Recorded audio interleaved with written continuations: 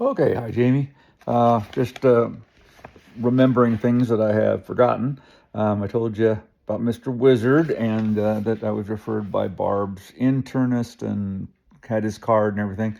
Uh, I'll take a picture of his card and send it to you. But um, probably a month after she had sent me there, or maybe a little longer, she was checking up with me, making sure that I had gone to the psychiatrist or psychologist that she had referred me to.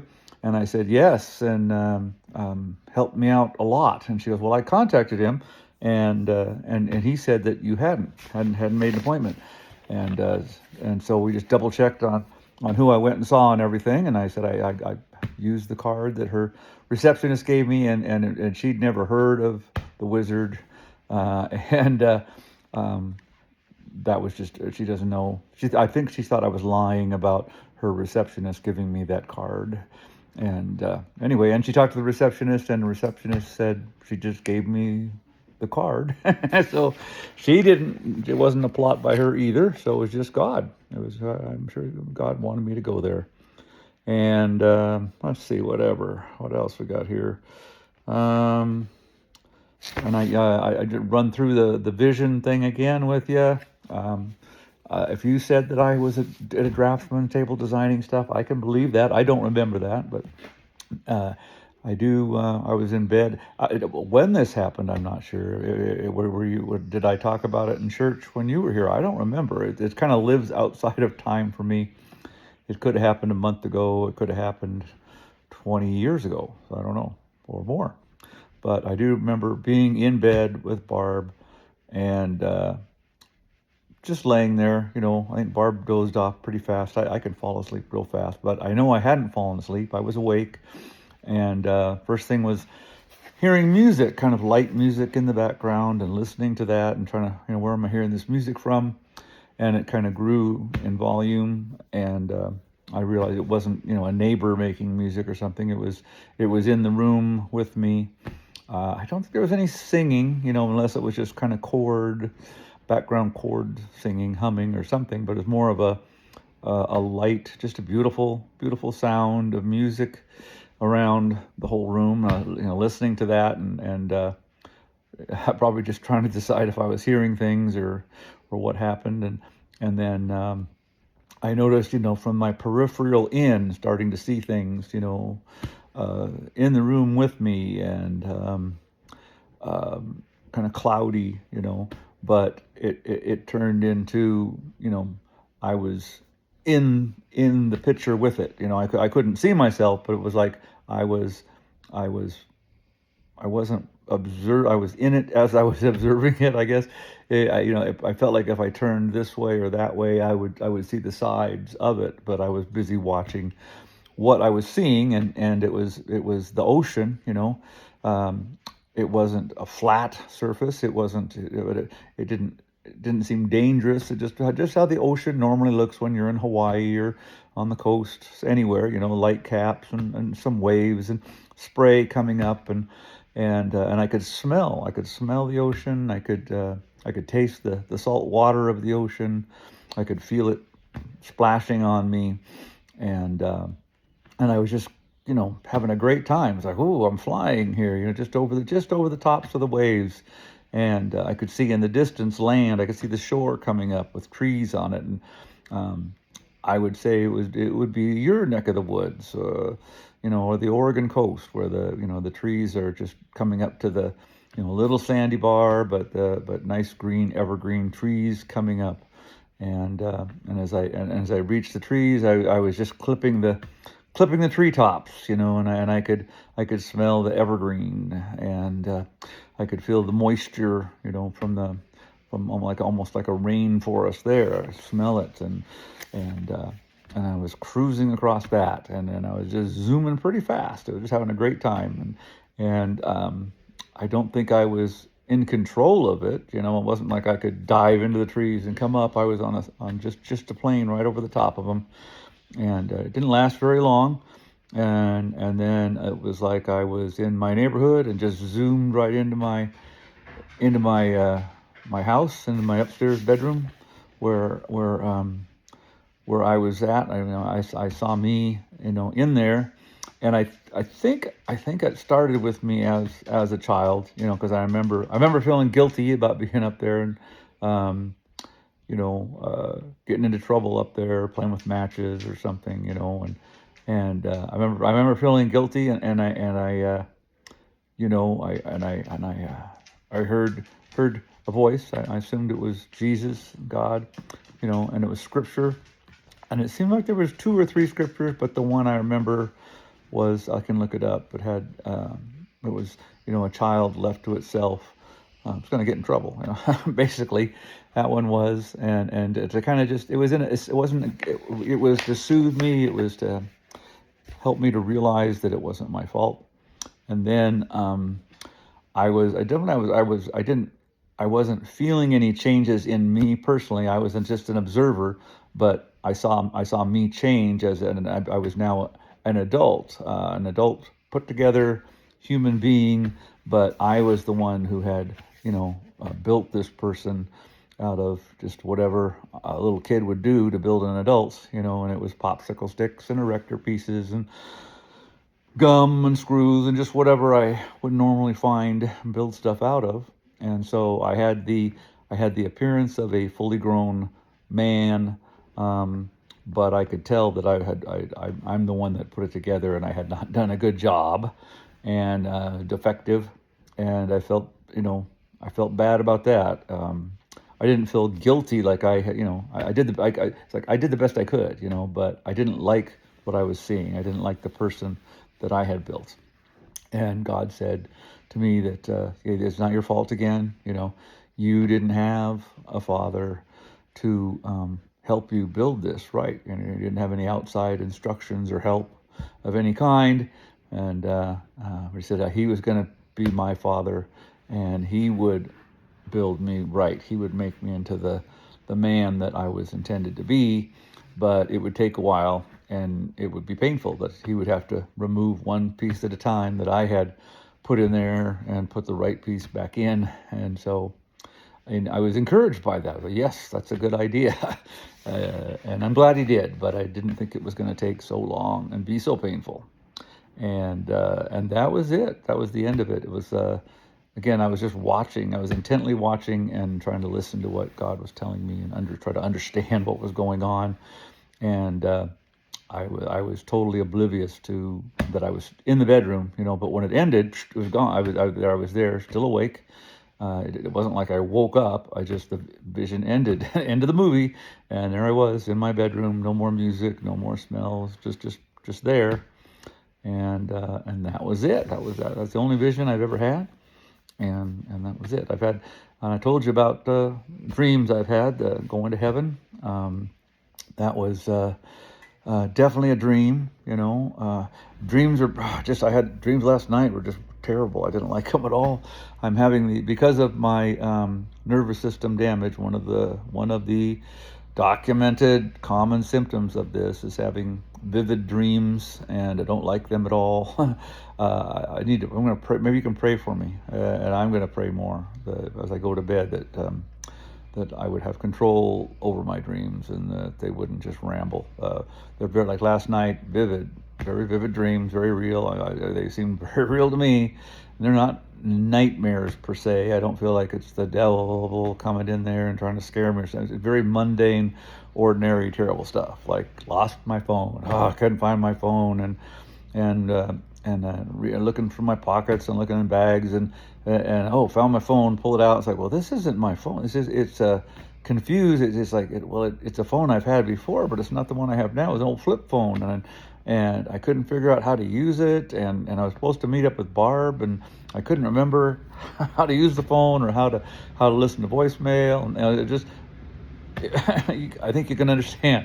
It was just too real and too, and I woke up from one, and it's like, oh, I should get up. I don't want to go back to that. Thankfully, it was just a dream, and boom, I'd be back asleep, and I'd be back into, and I'm plumbing in somebody's house, and it's a plumbing nightmare, and it's just normal stuff, but too vivid, no fun. Don't like it, but I've always dreamt. You said you don't dream. I think you never dream. You said you just go to sleep and you wake up later and no time has gone by. I would think that's an oddity. From what I've read and talked to everybody I've talked to, everybody I know, the largest percentage I think of the people do dream. It seems like I can never remember a night where I got to sleep that I didn't dream, and I usually can remember them. But they were usually just normal dreams. But I would have a nightmare once in a while, probably from watching some scary movie or something on TV. But up until, and I told you when this happened that I just remember asking Jesus to, I don't want to have these dreams. And in the middle of a dream where I was having a bad dream, and I knew it was from the devil, and I just said, "Get thee behind me, Satan!" And I kicked my leg out, and I kicked him right, whatever this person or demon was. I kicked him right in the chest and said, "Get out of here!" And that was it. From that day on, this was years ago, I've been able to control that kind of. If I get in a situation that I know this is a bad dream or something from the devil, I just kick him out of there, and that's been great. That's been God's mercy on that. But I've also I learned that I can control to some extent my dreams. I'm almost, other than these ones I've had lately, I've been in control. If I don't like where this dream's going, I can wake up or change it, or realize it's a dream and do something about it. And I can't do that now. I'm finding just starting that. I don't like that. And I just taught myself to do that, and with God's mercy, and I've prayed about it. So I'm very familiar with how dreams are, but I've had a few dreams that were just beyond normal. They were so realistic that I didn't know if I was dreaming or if I was awake, or the vision.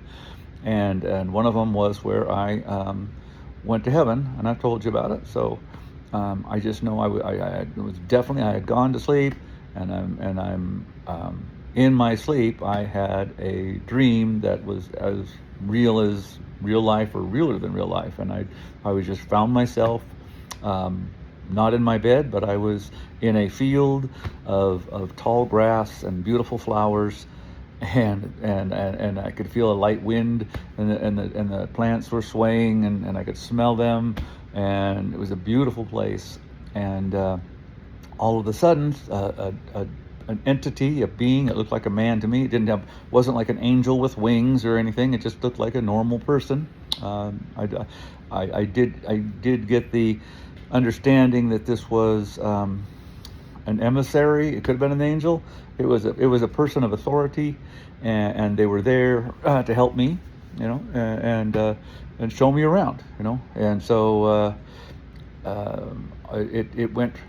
I know I started to walk through the field with him, but in no time at all, we were walking into a town. It's the best I can describe it. It was a town. It had streets. It had people walking around. It had tall buildings and short buildings, and it was very beautiful and clean. And I used to be able to could remember every single detail, but as my nervous system is choking my brainstem to death, I don't remember for sure exactly everything in it, but I won't make anything up. But what I do remember was, it seems to me like the first thing we came across was the water, the river. It was a fairly wide river. I would guess, let's say maybe 50 feet across, and it was deep enough that you could jump in it at any point and you weren't going to hit the bottom, but it was flowing pretty good, probably Spokane River flowing wise during the summer, I'm going to sneeze.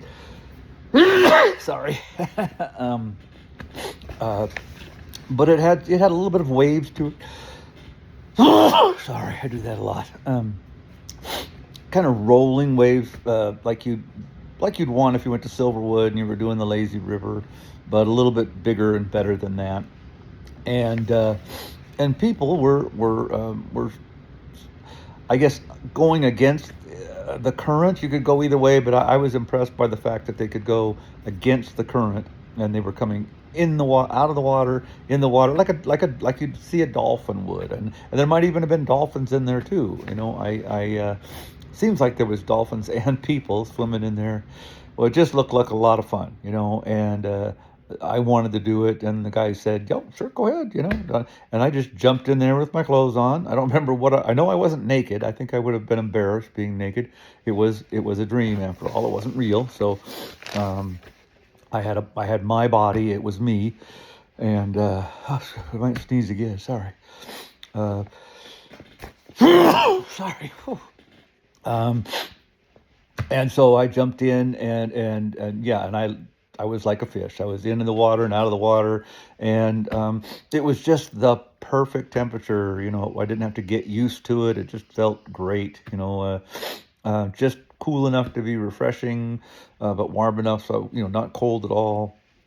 And got it on my lips, a little bit in my mouth, and it just it I it didn't have a taste, I guess, but it was just so crisp and clear and clean, and it was the best water I had ever tasted without having felt like anything added to it. It was just pure water, and I played in there for a while, which seemed like quite a while. Like I could have stayed there forever. I love to swim, and I have swam with dolphins in Hawaii. It was just the perfect situation, and I think he had to kind of everybody out of the pool me a little bit. It's like, come on, gotta go, got other stuff to see. And I just thought, if this is all that heaven was this river, it'd be great. This would be perfect for me. I could stay here all the time. And he goes, I know, but I got other stuff to show you. And so we got out. I don't think I was, I don't, I, when I got out, I was dry. I wasn't walking around soaking wet, just had my dry clothes on. And we're walking down the street, and I don't remember if it was tall buildings everywhere, but we were at street level, and so we were walking by shops or places. It wasn't people's houses. It was just like storefronts, and pretty good size. Interesting things. I wanted to go into all of them and see what they were, but we came up to one where music was coming out, and it seemed like there. I don't. You could. There was like windows, but there was no glass in them. It was all open. But if it had been a window, I remember just walking up and like looking in what the window would be if there had been glass in it. And the music that was coming out of there was just so beautiful, and it was a group of people in there playing different kinds of instruments and singers, and it was just this beautiful music that just made you want to dance and move around and participate. And my guide said, "Would you like to go in?" I said, "Yeah, sure, go ahead." And I said, "Yes, I'd like to." And I didn't know, I was kind of looking around for a trumpet or didn't know what to do. And he said, "Just you can play anything you want." I was like, "Really?" And I don't remember what order I did, but I played several instruments, the piano and a trumpet and some other stuff, and it's like everything was just effortless and wonderful, and I played better than I ever have in my life, and we all were jamming together, and everybody was just working together and making beautiful, fun music. And I mean, I wouldn't call it worship. I mean, all music was worship music in heaven. It's all dedicated to God, but it was fun music. We were just having fun playing music together, and I remember thinking, if this is it, I could stay right here for if this was eternity and this was the spot I got to stay in, that this would be fine. This was great. I was having so much fun. I didn't want to quit. And he goes, "Well, I know." He says, "My interpreter guide person said I have more stuff to show you." Like, okay, all right. I didn't want to leave this one, didn't want to leave the river, but okay, this is fine. As far as how much time really went by, it was timeless. I mean, there was some amount of feeling of time because I wanted to stay longer, so I must have been experiencing some kind of time. But on the other hand, it seemed like I was endless time in all these places. But he did have a plan. My guide had a plan. We had to get back on schedule. So that was time, and so we're back on the street, and we're looking at the tall buildings and stuff, and then all of a sudden we're on the top of one of the tallest buildings around, and I mean we're right on the edge, and it happened quickly, and it's like, whoa. It was like when we went to the men's group. I can't remember what it was called now, but like I came over and went with you. We went to downtown Seattle, and we went down there with somebody. I used to remember his name. I can't remember his name now. Seems like it was somebody had a connection with Barb, and he had an office downtown, and we were gonna go to maybe the Kingdome or something to watch the men's event, and he wanted to show us his office, and so we got inside, and he had a high-speed elevator, in no time at all. It didn't feel like anything, and boom, we were way at the top, and the guy, whatever company he worked for, insurance company or something, they had a big boardroom or private boardroom. When the elevator opened, you were in their boardroom, and you were close to the edge of the boardroom. It was solid windows, floor to ceiling, and it was nighttime, it was dark, and the lights weren't on and stuff. And so I really, wasn't aware. I got out of the elevator and just kind of walked forward, and just within a few steps, you were at the edge of this very tall building downtown, and it just, my knees just buckled. It was instant, because I have fear of heights, and it's like, whoa, and never had that experience before. But in my dream, when we were at the edge of this tall building without glass or anything else, and my feet were just right at the edge, and I should have, normally my body would have just buckled. I couldn't do that, but I wasn't afraid at all, and I told the guy, well, this has to be a dream, because I am scared to death of height. When I get in a situation, I couldn't walk up to this without just collapsing. And he goes, well, the reason you're not affected by it is because you can fly. Look out there, and there was other people flying around these buildings, and he goes, yeah, go ahead, you can do it. And I wasn't afraid. I mean, I just went off the building, and I didn't drop and then fly. I just flew straight out there, like no gravity. But I was in control. I could go fast or slow. I could spin and loop, and it was just everything you'd ever imagine flying could be. And it was so much fun in that moment, while I am flying with other people, that seemed like the funnest thing you could ever do. It was better than the river. It was better than playing instruments, and it was, and so it's like, oh, this is the best. This is the best right here. This is what I've always wanted to do, is be able to, I could do this, and it wasn't tiresome. You could do it limitlessly, and that's what I wanted to do. And I mean, he let me do that for quite a while. I think it seemed like I was doing it for a long time. And he goes, yeah, but I got more stuff to show you. Okay. And so now we're instantly back down on the streets again, below the building I was just on top of. We're going down the street again. He's going to show me some more stuff. And it's, again, we're at beautiful, beautiful street we're on. And now, if I had gone into another area where I was doing building stuff or drafting, this would have been about where it would have been, back down on the street somewhere. I don't remember that. But that doesn't mean it didn't happen. So I do remember going, just appreciating how beautiful and clean and interesting the buildings and everything were, and the people. And we're going down the street, and as we went by more of an alley, an area between the two buildings where it wasn't clean. It caught my eye because it was, down there was a little dingy. It was like, almost like it was real, but it was kind of like it wasn't all fixed up and spruced up like the rest of it. It was darker.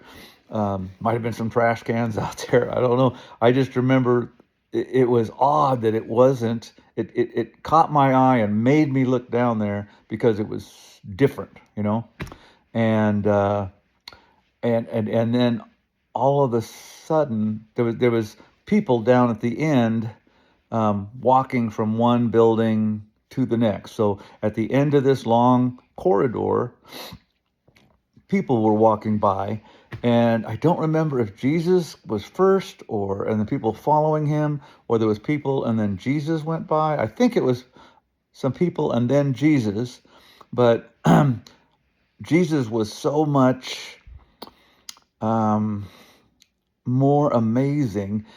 And I realized that it wasn't that this alley or whatever was um, so much different or dirtier than the rest of what was elsewhere. It was Jesus was so much better than everything else. It made that alley seem dim and less appealing because he was so appealing. He was so bright and so perfect, and love and cleanliness and just I can't describe how beautiful and wonderful and amazing he was. But when he walked across just for a second, as he walked across and he turned and he looked at me, right, just into me, looked and I felt his love. I felt his look. I felt how wonderful he was, and how I was like, well, that is all I want. And I remember I didn't look away at all. I just looked at him, and I told the guy, that's what I was going to say was, that's what I want. That I was going to tell him, that I want to be with him. That's all I want. That is so much better than everything else you've shown me.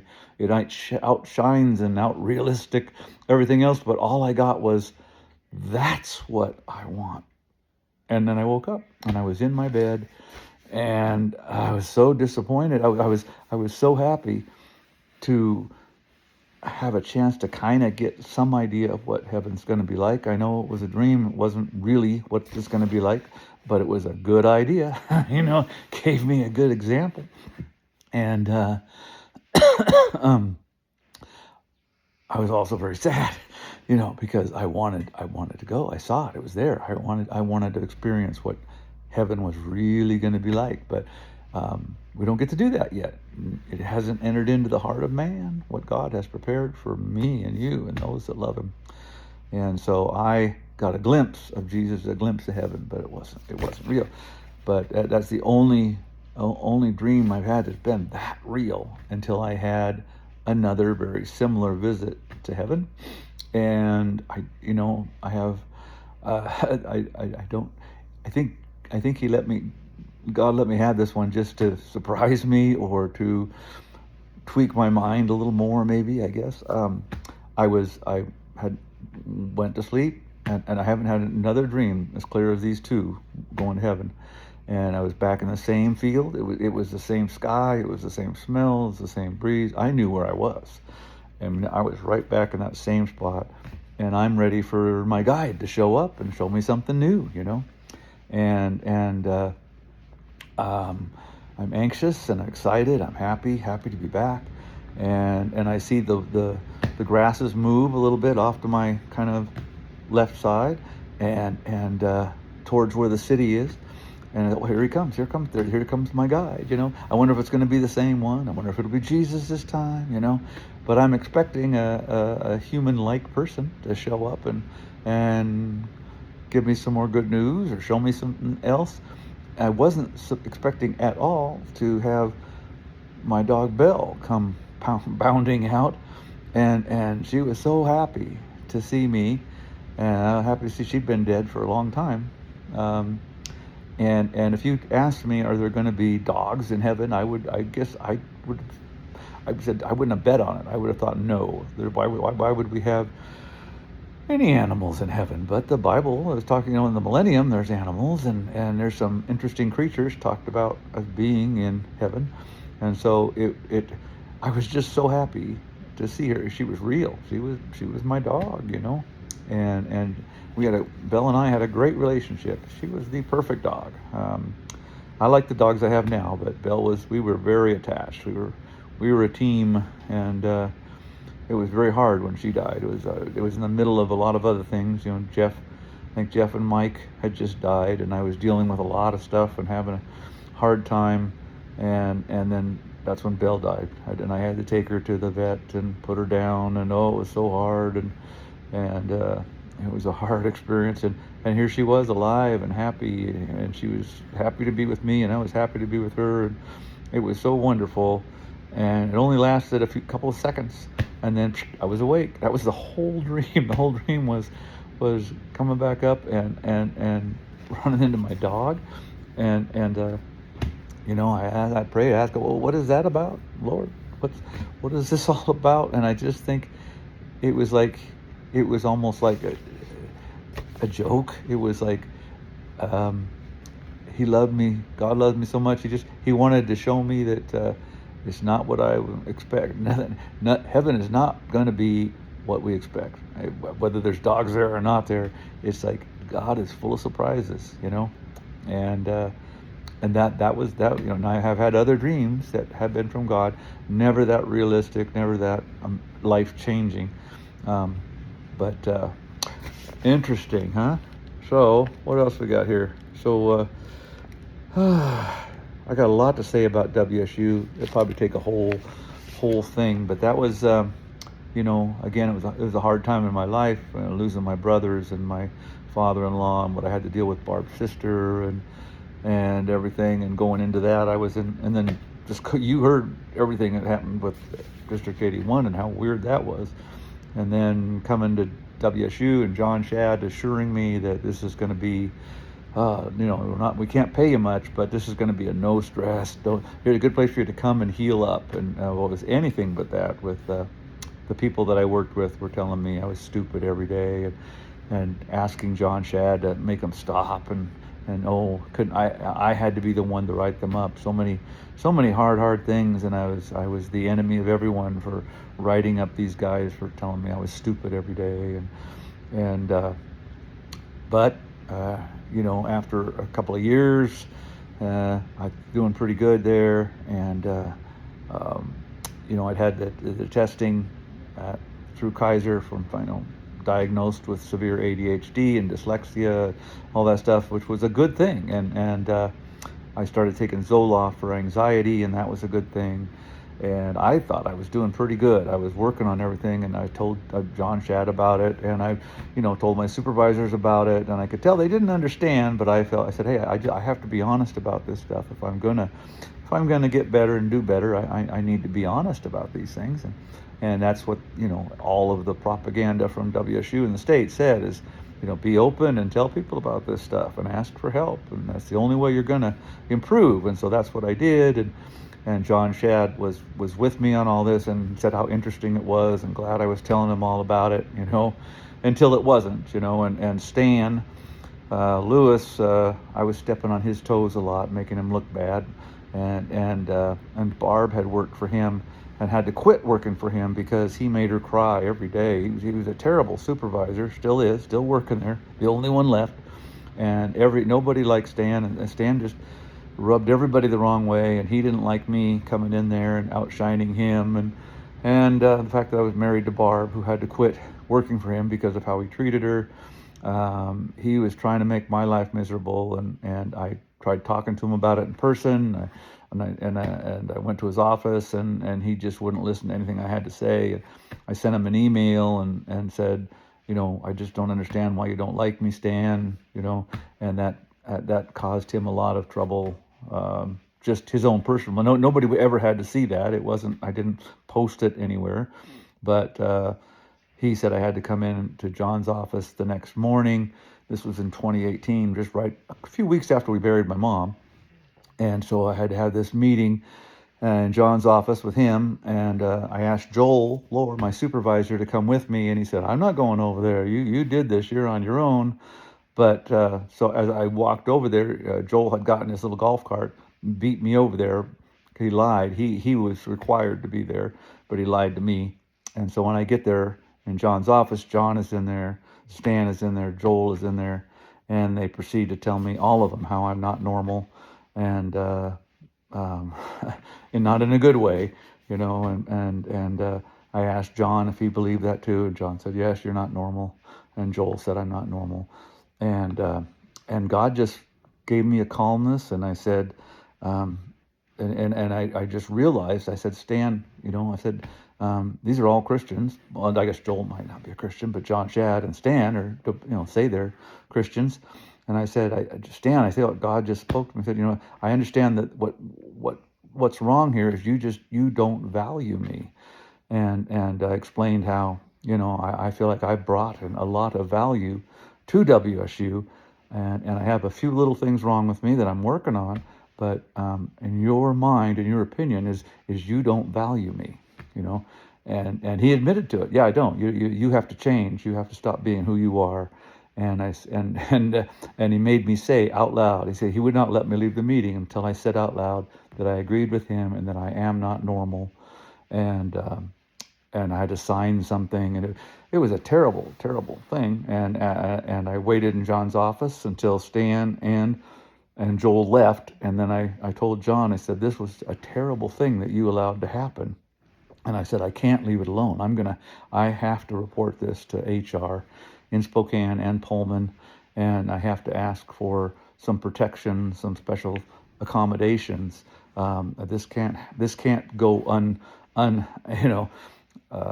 looked into. And so I did that. And I heard back from Pullman a couple times. They had some questions. They got my paperwork. My doctor sent in the proper paperwork requesting accommodations for ADHD and dyslexia, and said Brendan King is a genius. He's a kind person. There's nothing wrong with but he might have some communication problems here and there. And if so, contact me. You are required by state law to give him special accommodations, which they ignored, And Stan got in trouble, and I got a new office and a new computer. And but when it came a year later, and when it came to, I got COVID, and John Shad was out of town, and Bill was trying to get rid of me, did everything he could to get rid of me. And he got Stan involved in it. Said, Stan, I want you to come up to where Benny's working in the top story, where he's working on a job, and I want you to go with me, because he was scared. And Stan said in his report about this whole thing that he told Bill, I don't think that's a good idea because of this previous incident I had with Benny in John's office. So he admitted it's all written down, but in the trial, he said that never happened. That meeting never happened. John said that meeting never happened. Joel said that meeting never happened. Big, terrible lies, which I'm still going to go on after. So anyway, let's see, what else? So I told you about the wizard. Mensa testing. So I did take IQ test with Kaiser, but they weren't, my psychologist, psychiatrist Kaiser, they don't want to give you the results as like they're not an official IQ board certified. I just don't think they like giving that information out, but they said I should contact Mensa and get tested by Mensa. Didn't know what Mensa was, but I don't remember contacting them. I did get some kind of an email or something saying that responding to my request, I think it must have been one of the doctors or something, sent something to them. And I don't know if anyone can just go ahead and apply to take the Mensa test. I think you can, but I was being offered a chance to take a 100-question pre-test, which you have to pass in order to get a chance to take the official Mensa test. And so I said, sure. I mean, it was either free or like $10 or something. It was no big deal.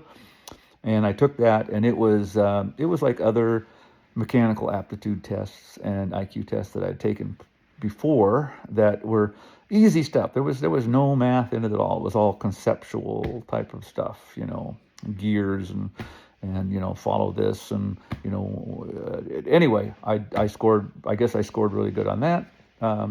They don't give you a score, and Mensa never gives any kind of scoring. That's just percentiles and stuff.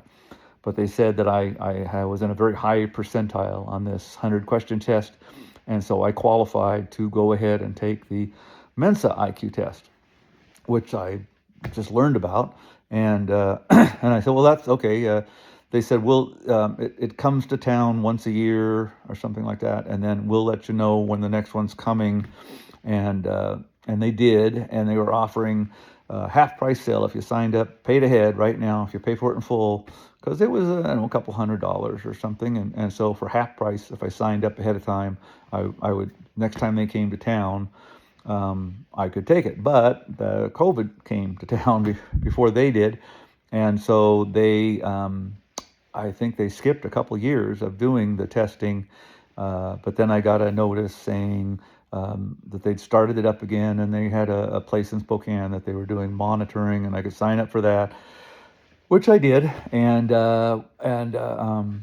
but just kind of getting ready for it, they had like a warm up test, like that 100 question one again, but this time it was all math. It was just lots of math, and I'm okay with math, but it takes me a while because of my dyslexia and numerical dyslexia to work out the problems. I know what they want, but to actually do the math, it just takes me long, and it's all timed, and so that kind of put me in a panic. I contacted the person who was in charge of Mensa for our area, and asked him, is there other Mensa tests? I said, I took the first one I took, it didn't have any math in it, but now it looks like there's a lot of math in it. And I said, I'm legally diagnosed with dyscalculia, and do you have other ones that don't have the math like that practice one did? And he said, no, I'm sorry. He goes, but we accept over 300 other tests. He said the Mensa IQ test is the gold standard. But I can give you a list of other tests, over 300 of them, and a lot of them don't have the math, and and then as long as you score in the top 2% of those, then you can become a Mensa member. But if you take there's only one genuine Mensa one, and so he goes, you're already paid, you already signed up for it, why don't you just go ahead and do it, and then when you don't pass it, then you can take one of these other ones. And so I said, okay, I'll go ahead and do it. It took some of the pressure off. I didn't think I was going to pass, and so I went to this monitor station, and there was one person there monitoring 25 people.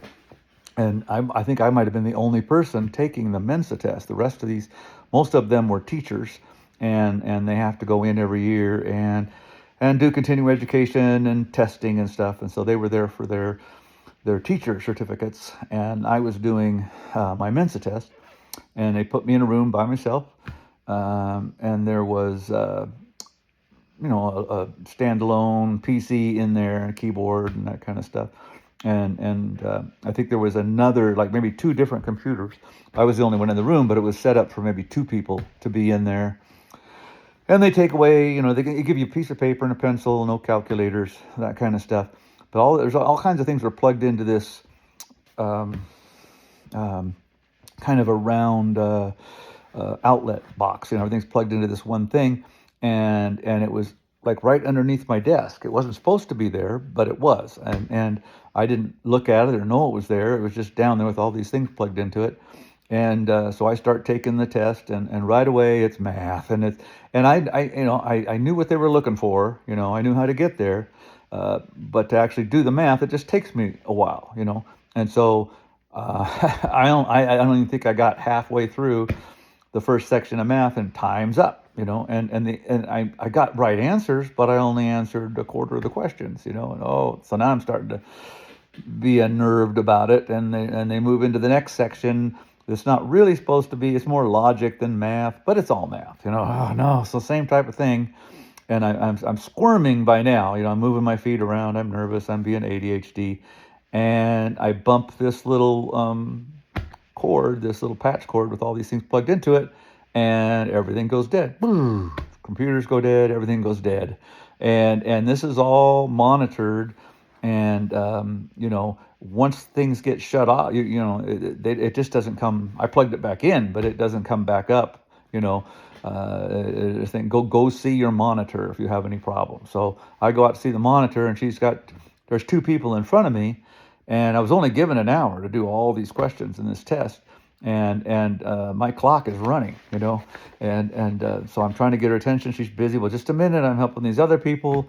and I have to wait for her. She finally comes back, and she goes, I have no way of restarting this.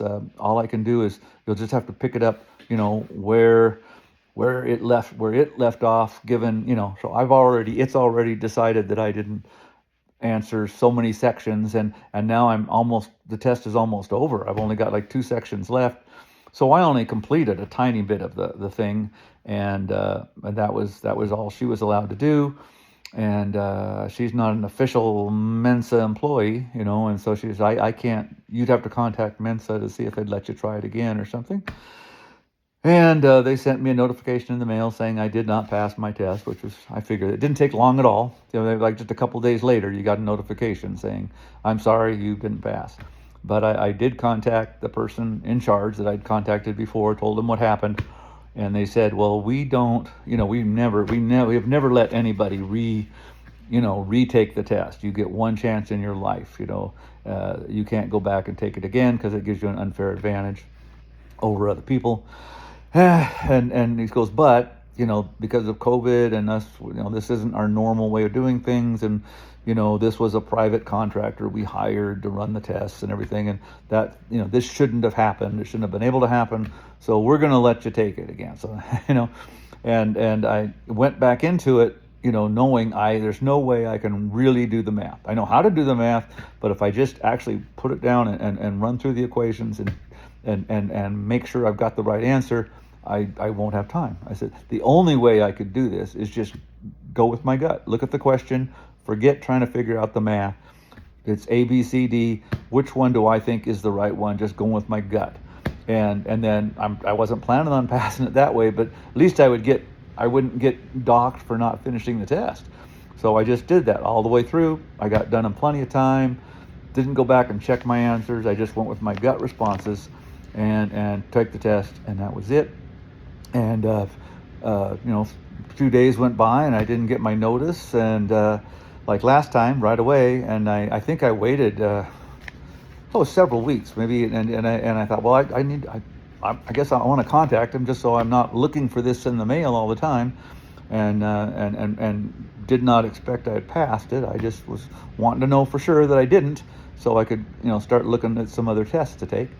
And when I contacted them, they said, oh, we're so sorry, we didn't get your notification off, but congratulations, you passed. You scored in the top 2% of everyone in the world ever since Mensa was started, and that's the only way you can become a member, is you have to score in the top 2% of everyone. And I did, and then I got my notice in the mail and my card in the mail, so that proves that I really am some kind of a weird genius. So anything else I wanted to clear up on this?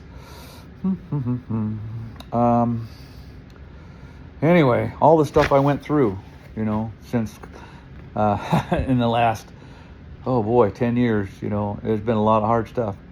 But losing my WSU job and not being able to get another job and being lied about and slandered and having COVID and feeling sick and dying and all this stuff has been very good for me, and it has. I've allowed all this to make me into a much better person, and I'm so glad that all this stuff has happened to me, just like what you preached about on Sunday. I won't send you any more stuff unless you ask for it. Love ya.